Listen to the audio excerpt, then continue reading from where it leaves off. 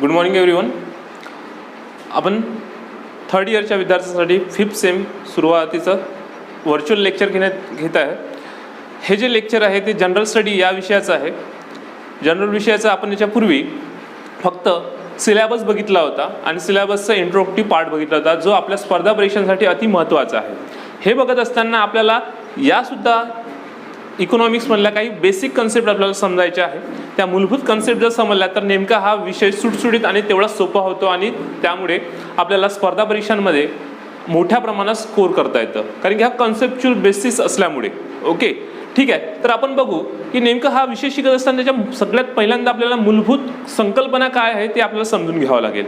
ठीक आहे, तर तिकडे त्याकडेच बघू आपण. अर्थशास्त्राची मूलभूत संकल्पना.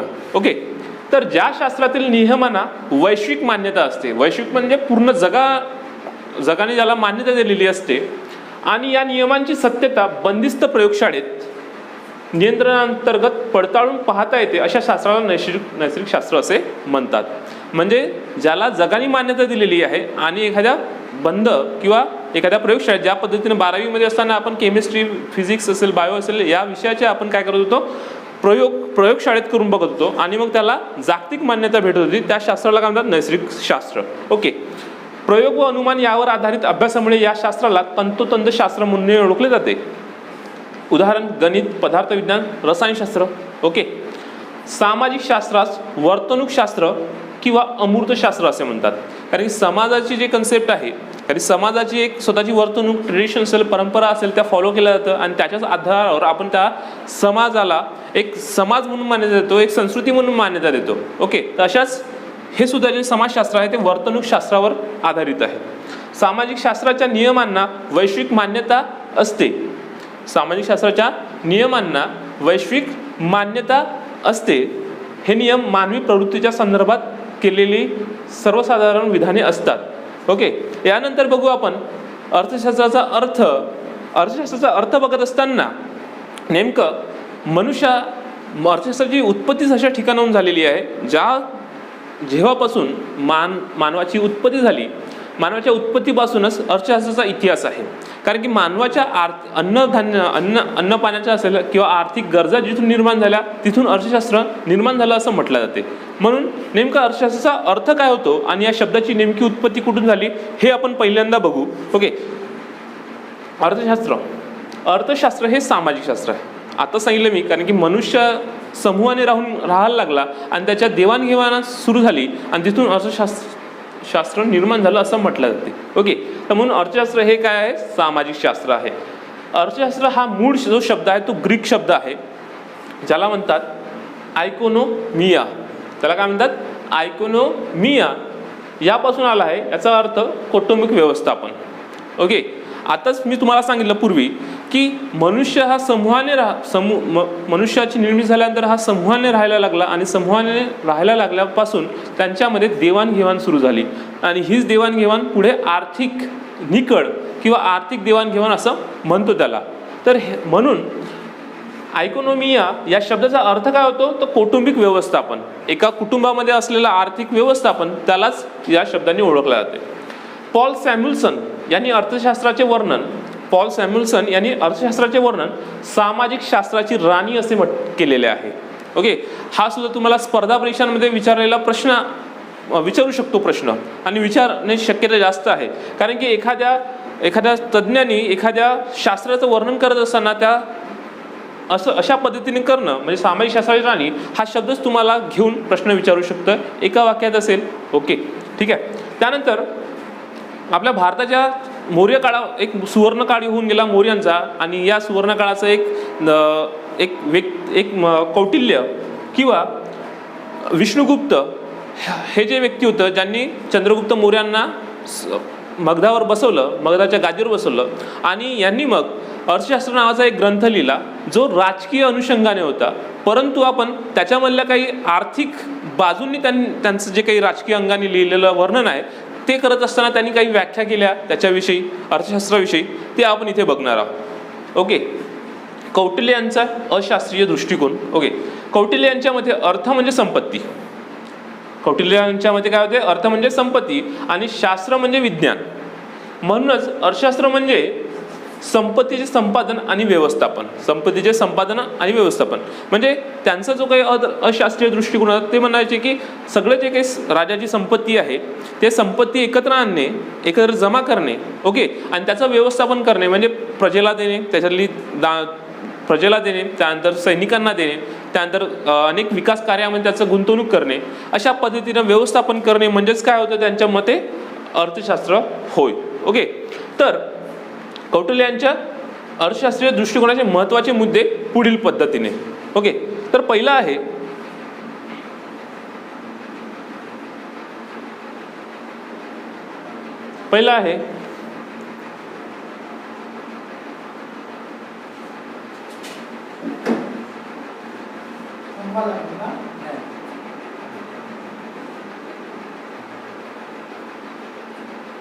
पहिला जो मुद्दा आहे तो आहे सरकार किंवा राज्याचे महत्त्वपूर्ण भूमिका. सरकार किंवा राज्याची महत्त्वपूर्ण भूमिका काय आहे अर्थशास्त्रात ते महत्त्वाचा भाग आहे. आणि हे बघत असताना स्टॉप कर. ठीक आहे, सरकार किंवा राज्याची महत्त्वपूर्ण भूमिका अर्थशास्त्रामध्ये, कारण की एखादी जे सरकार असेल किंवा राज्य असेल त्याच्या अंतर्गत कर संग्रह केला जातो त्याच्या माध्यमातून, आणि तो त्या कर संग्रहाच्या माध्यमातून त्यांचं संरक्षण करतं. ही पूर्वीची राजे महाराजांच्या काळातली एक परंपरा होती किंवा एक पद्धत होती पैसा संपत्ती जमा करण्याची. ठीक आहे, तर त्यांची महत्त्वाची भूमिका असायची. त्यानंतर संपत्ती निर्माण करण्यावर लक्ष केंद्रित करून राज्याचे कल्याण, कारण की जर संपत्ती जर निर्माण झाली नाही तर राजा योग्य पद्धतीने आपलं प्रशासन चालवू शकणार नाही, सैन्यांना पैसा देऊ शकणार नाही. यासाठी हे सुद्धा महत्त्वाचं होतं की संपत्ती कोणत्या कोणत्या माध्यमातून निर्माण करता येईल एका राजाला. जसं कर संग्रह आपण बघितलं आहे शिवाजी महाराजांच्या काळात, देशमुखी जमा करणे आहे देशमुखाच्या माध्यमातून, त्यानंतर चौथाई जमा करणे आहे. म्हणजे हे विविध वेगवेगळे कर होते जे तिथल्या एरिया किंवा एखाद्या राजाने मांडली की तो पत्कारल्यानंतर त्यांच्या माध्यमातून तो पैसा एका राजाकडे किंवा सरकारकडे येत होती. अशा पद्धतीचे कर व्यवस्थापन त्यांना करावं लागत होते. आणि अनेक ठिकाणी जलसिंचनास सोयी उपलब्ध केल्यामुळे तिथली जर जमीन ओलिताखाली आली तर उत्पन्न आपोआपच वाढेल अशी सुद्धा एक मानसिकता त्या काळामध्ये होती. म्हणून त्या पद्धतीने सुद्धा संपत्ती निर्माण करण्यावर राजाचं किंवा राजाच्या अंतर्गत येणारा अर्थमंत्री होता तो लक्ष केंद्रित करायचा. ओके, त्यानंतर सुशासनासाठी कार्यक्षम प्रशासन यंत्रणेची आवश्यकता. जर एखाद्या राजाला योग्य पद्धतीनं जर शासन चालवायचं असेल तर त्याचं प्रशासन चांगलं मजबूत असणं महत्त्वाचं आहे. त्यांच्यात आलेला जो व्यक्ती आहे तो योग्य पातळीचा, योग्य क्वालिटीचा असावं हे सुद्धा महत्त्वाचं आहे. आणि त्याच्यामुळे काय होईल, आणि हे सध्या करत असताना त्याला योग्य पेमेंट सुद्धा देणं महत्त्वाचं आहे. जर हे दिलं नाही तर आपोआपच भ्रष्टाचार निर्माण होईल. म्हणून एक कार्यक्षम प्रशासन सुद्धा असणे महत्त्वाचं आहे. आणि यासाठी आर्थिक किंवा संपत्तीचं महत्त्व होतं. त्यानंतर अर्थशास्त्रामध्ये राजकीय संकल्पनांचे संकलन करण्यात आले होते. कारण की कौटिल्य जे होते त्यांनी अर्थशास्त्र नावाचा ग्रंथ जरी लिहिला होता तरी त्या ग्रंथामध्ये त्यांनी पूर्ण राजकीय अनुषंगाने सगळं वर्णन केलं होतं. ओके, त्यानंतर बघू कौटिल्य हे मौर्य कालखंडातील एक महान राजकारणी, तत्वज्ञानी, अर्थशास्त्रज्ञ व राजकीय सल्लागार होते. पण चंद्रगुप्त मौर्यांना त्यांच्या गादीवर बसवणे, मगधाच्या गादीवर बसवणे हे त्यांचं महत्त्वाचं काम होतं. आणि हे करत असताना त्यांचा एक महत्त्वपूर्ण सल्लागार म्हणून सुद्धा त्यांनी काम केलं. ओके, तसेच त्यांना चाणक्य किंवा विष्णुगुप्त म्हणून सुद्धा ओळखलं जात होतं. त्यांनी प्राचीन भारतातील अर्थव्यवस्थेवर अर्थशास्त्र हा राजकीय ग्रंथ लिहिला होता. ओके, हेच तुम्हाला मी पूर्वी सुद्धा सांगितलं होतं. आणि त्यानंतर आता आधुनिक अर्थशास्त्राला जी नवीन उजाळा दिला किंवा आधुनिक काळामध्ये अर्थशास्त्राला महत्त्व प्राप्त करून देण्यात आलं किंवा आधुनिक अर्थशास्त्राचा जनक ज्याला म्हटलं जातं तो आहे महत्त्वपूर्ण व्यक्ती म्हणजे ॲडम स्मिथ. आणि यांची जी काही अर्थशास्त्राविषयी व्याख्या होती ते आपण बघणार आहोत. ओके, ॲडम स्मिथ यांना सनातनवादी अर्थशास्त्रज्ञ तसेच अर्थशास्त्राचे जनक असे म्हटले जाते. ओके, काय म्हटलं आहे त्यांना? सनातनवादी अर्थशास्त्रज्ञ तसेच अर्थशास्त्राचे जनक असे म्हटले जाते. कारण की त्यांच्या ज्या कन्सेप्ट होत्या किंवा या शास्त्राला एक वेगळं महत्त्व प्राप्त करून देण्याचं काम जे होतं ते ॲडम स्मिथ यांनी केलं होतं. आणि त्याच्यामुळे त्यांना काय म्हणतात, अर्थशास्त्राचे जनक असे म्हटले जाते. त्यांनी अर्थशास्त्राची संपत्तीविषयक व्याख्या 1776 मध्ये प्रकाशित झालेल्या राष्ट्राची संपत्ती, ओके, राष्ट्राची संपत्ती या ग्रंथात मांडलेली होती आणि त्याचाच आपण नंतर अभ्यास सुरू झाला आणि ॲडम स्मिथनी या शास्त्राला एक वेगळं शास्त्राचं महत्त्व प्राप्त करून दिलं. ठीक आहे. ॲडम स्मिथ यांच्या मते अर्थशास्त्र हे संपत्तीचे शास्त्र आहे. म्हणजे याच्यापूर्वी आपण कौटिल्याची व्याख्या बघितली, ती सुद्धा जवळपास यांच्याच जवळ जाणारी होती. ओके. त्यानंतर ॲडम स्मिथ यांच्या व्याख्येचे महत्त्वाचे मुद्दे, पहिला आहे निर्हस्तक्षेपाचे धोरण. म्हणजे एखादा जर राजा असेल तर त्या भागामध्ये उत्पन्न झालेले उद्योग असेल किंवा लघु उद्योग असेल, याच्यामध्ये राजाचं कोणताही हस्तक्षेप होणार नाही असं यांचं मत होतं. म्हणजे भांडवल संपत्तीचा साठा करणे. म्हणजे एखादा उद्योग उभा करायचा असेल तर भांडवलाची आवश्यकता पडते आणि त्यासोबतच उद्योग जर चांगल्या पद्धतीने चालायला लागला तर संपत्तीचा साठा होतो असं सुद्धा त्यांचं म्हणणं होतं. त्यानंतर आर्थिक घडामोडीमध्ये नैसर्गिक नियम. आता ज्या काही आर्थिक घडामोडी असतात त्याच्यावर कोणाचंही पहिलेच बघितलं आहे आपण की कोणाचंच त्याच्यावर वर्चस्व नसावं, ते नैसर्गिक पद्धतीने व्हावं असं त्यांचं मत होतं. त्याच्यामुळे अर्थव्यवस्था जास्त मोठ्या प्रमाणात फोफावेल आणि उदारमतवादी तत्वाचे सुद्धा उदाहरण सांगता येईल आपल्याला. त्यानंतर वृद्धीच्या सिद्धांतामध्ये श्रम विभाजन या विशिष्ट पैलूला महत्त्व. ठीक. ओके. श्रम विभाजन म्हणजे प्रत्येकांना आपापलं काम वाटून देणे हे सुद्धा यांचं म्हणणं होतं. अशा पद्धतीने हे 4 महत्त्वाचे मुद्दे ॲडम स्मिथ यांच्या व्याख्येमध्ये देण्यात आलेले आहेत. त्यानंतर पॉल रोमर आणि विल्यम नॉर्थहास. पॉल रोमर आणि विल्यम नॉर्थहास यांना 2018 सालचा अर्थशास्त्राचा नोबेल स्मृती पुरस्कार प्राप्त झाला आहे. पॉल रोमर हे आर्थिक वृद्धीचे अभ्यासक आहेत. ठीक आहे. नॉर्थहास यांनी पर्यावरणीय अर्थशास्त्रामध्ये उल्लेखनीय योगदान दिलेले आहे. ठीक आहे. त्यानंतर प्राध्यापक अल्फ्रेड मार्शल यांची कल्याणकारी अर्थशास्त्राची व्याख्या. ठीक आहे. तर प्राध्यापक अल्फ्रेड मार्शल काय म्हणतात बघू आपण. यांनी कल्याणकारी अर्थशास्त्राची व्याख्या मांडलेली आहे. हे तर आपण बघितलं आहे. ते नवसनातनवादी.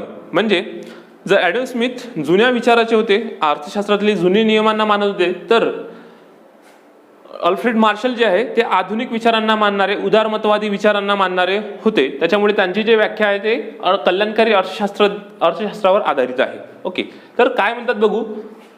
ते नवसनातनवादी अर्थशास्त्रज्ञ असून त्यांनी अर्थशास्त्राची मूल तत्वे हे पुस्तक 1890 साली प्रकाशित केलं.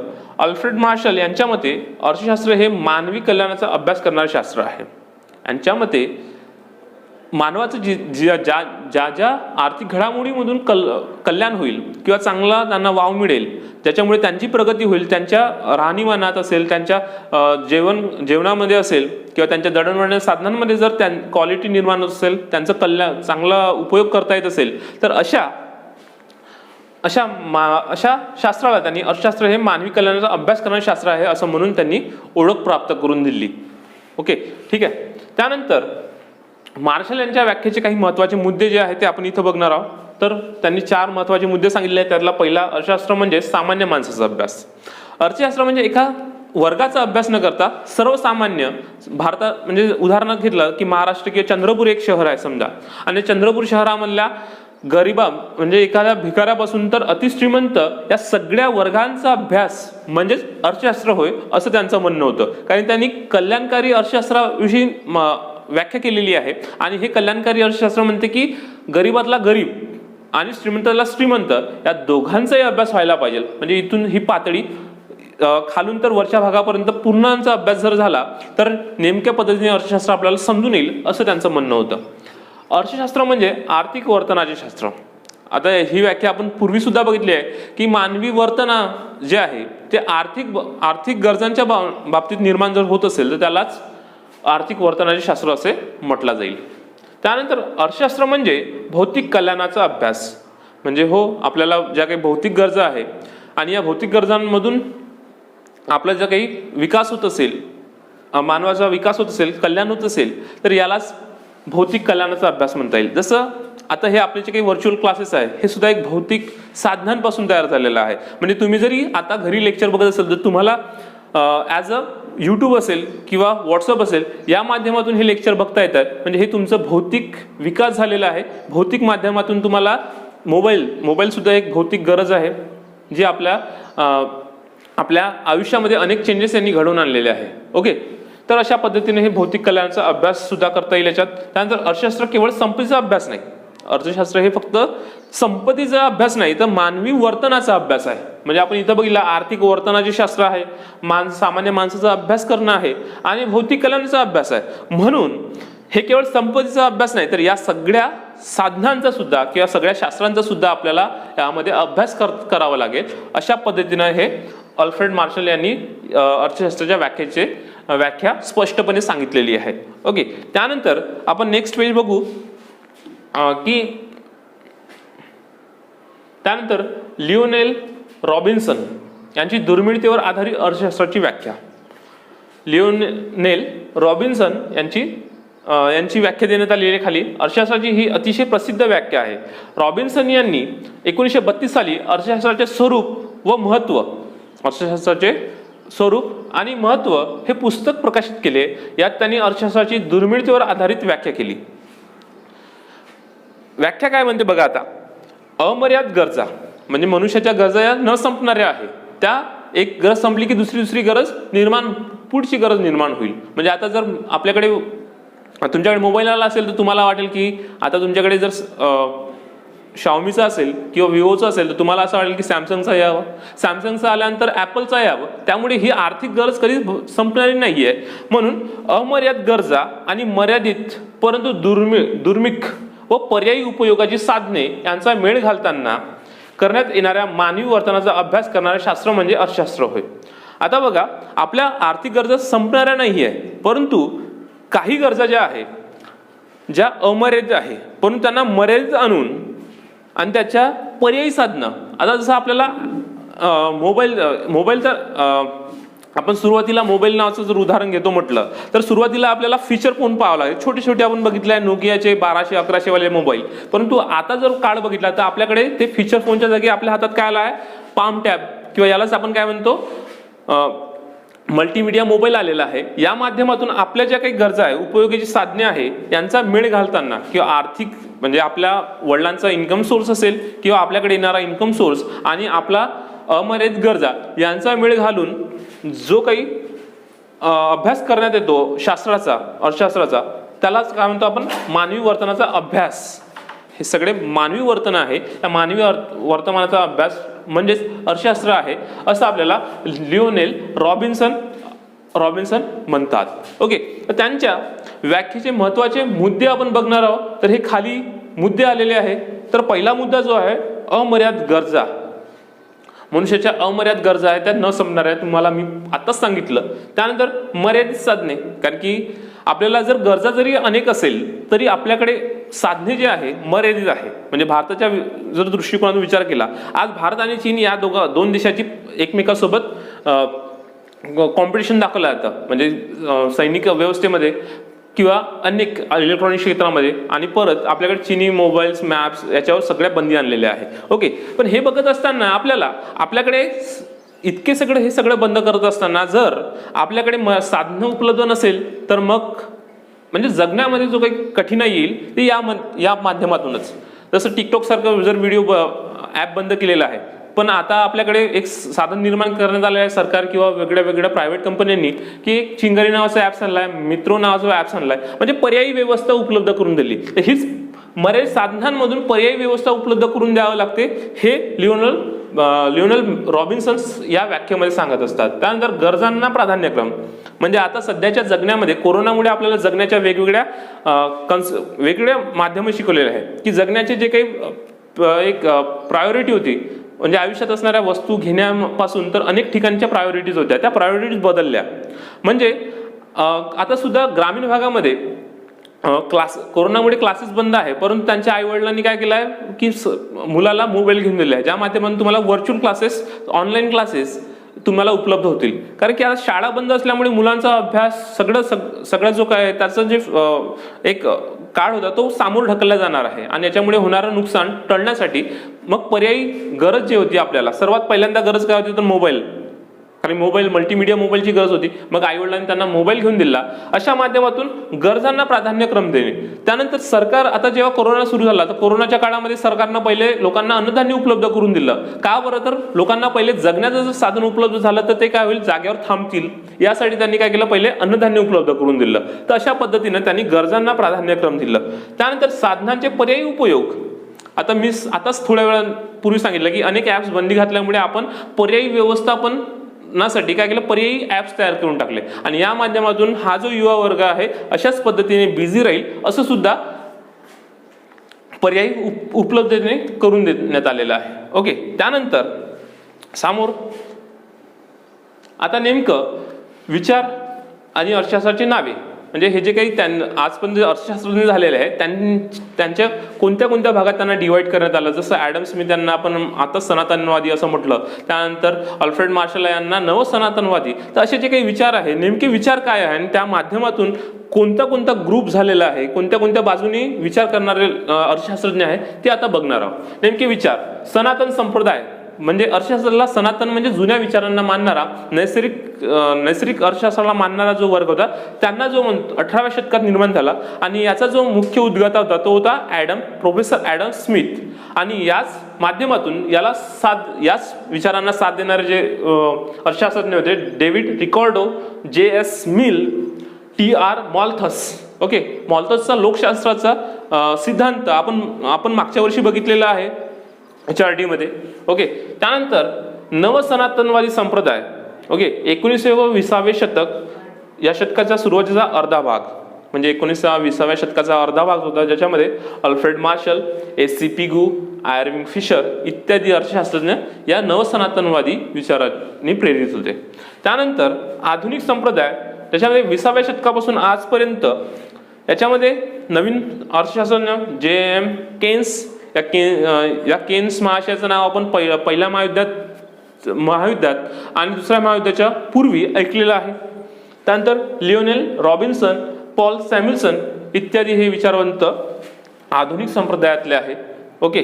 त्यानंतर या अर्थशास्त्राच्या शाखा.